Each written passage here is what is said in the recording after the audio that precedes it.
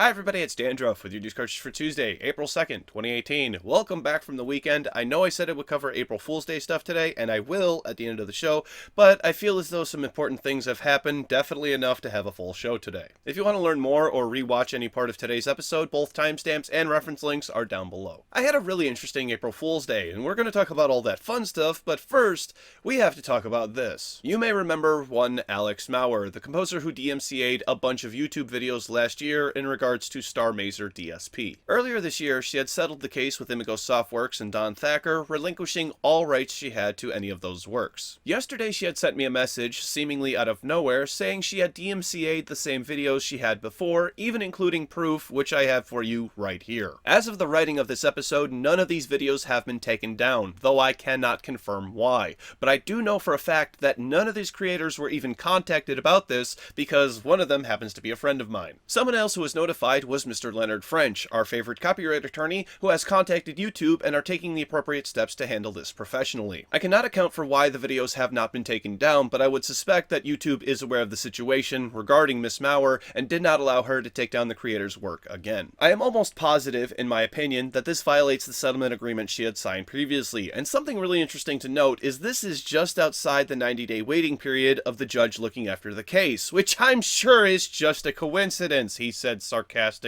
I understand that Alex is doing things that could get her into serious trouble, but at the same time, I don't think she's able to help herself. From what I can decipher, Alex was a much different person only a few years ago, but something changed, and now that person seems to be gone. She needs help, so please do not harass her, and if you have been affected by this recent action, please contact Mr. Leonard French, and if you need help doing that, contact me, and I will do what I can. From there, it's a relief to go to release announcements, starting with Fortnite Mobile finally coming to iOS today, though not all devices are supported. In other Fortnite news, a comet has appeared in the sky in-game, and players are suspecting this has an astronomical meaning, though they aren't sure just what. In other update news, Pokemon Go is seeing the return of two legendary Pokemon, Latias, who will appear in Europe and Asia, and Latios in North America, South America, and Africa. On May 8th, they switch places, so be sure to catch one while they're in your country. Speaking of Pokemon Go, Niantic has settled the class action lawsuit brought against them for the Pokemon Go Fest they attempted to hold in Chicago in July last year. They are expected to pay out over $1.5 million, and anyone who thinks that they are owed money will need receipts to claim travel expenses. Starting May 25th, a website will go live for trainers who want to try to claim their money. From there we go to this article asking if the changes come to Star Wars Battlefront 2 are going to be enough to change it, and I am here to tell you,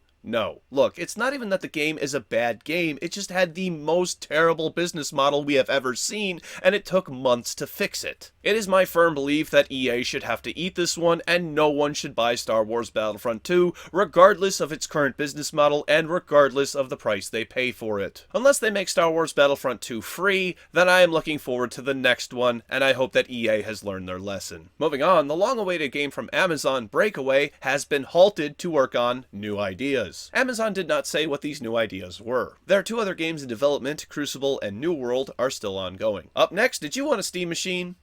No?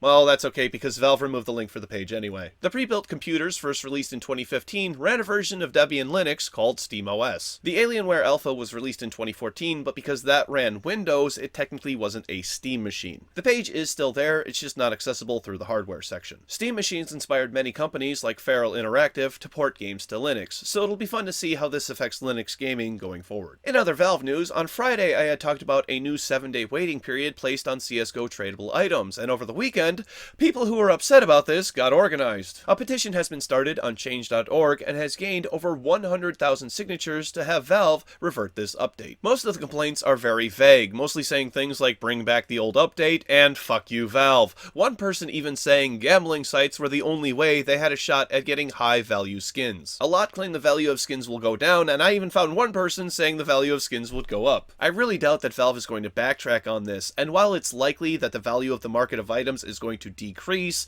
I'm sure that's a risk they're willing to take to make sure they're not contributing to any illegal gambling sites. The people who claim that skin trading is a critical part of this game really need to think about what happens if this game were not on Steam and they didn't have the Steam marketplace, meaning no skin trading. You know, like if it were just a team-based shooter.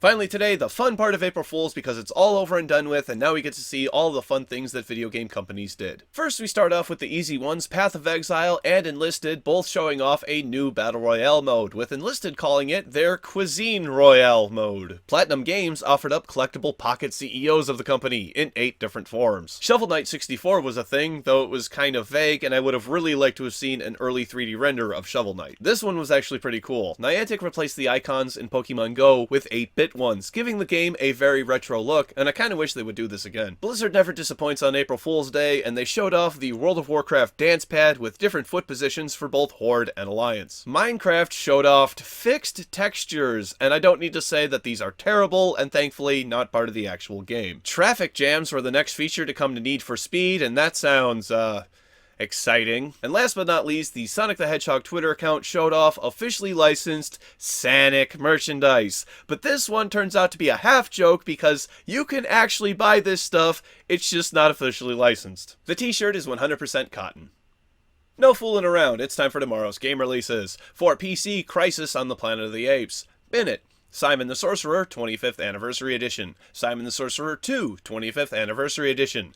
Infernium, Revenge of the Headless, Raya's Hook, Toy Generals, and The Day Online. For PlayStation 4, The Adventure Pals, Island Time, Minute, Of Mice and Sand, Revised, Deadland, Epic Dumpster Bear, Dumpster Fire Redux, Infernium, and Crisis on the Planet of the Apes, VR. For Xbox One, Terra, The Adventure Pals, and Minute.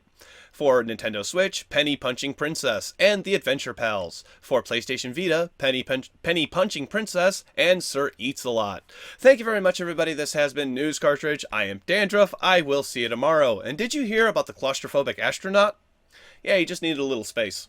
That joke was out of this world. Click up here to watch the bonus episode for today's show. Click down here to watch Friday's episode, which was about a 7-day waiting period for newly traded CSGO items. And click over here to subscribe to my wonderful, wonderful channel. Thank you. See you tomorrow. Bye-bye.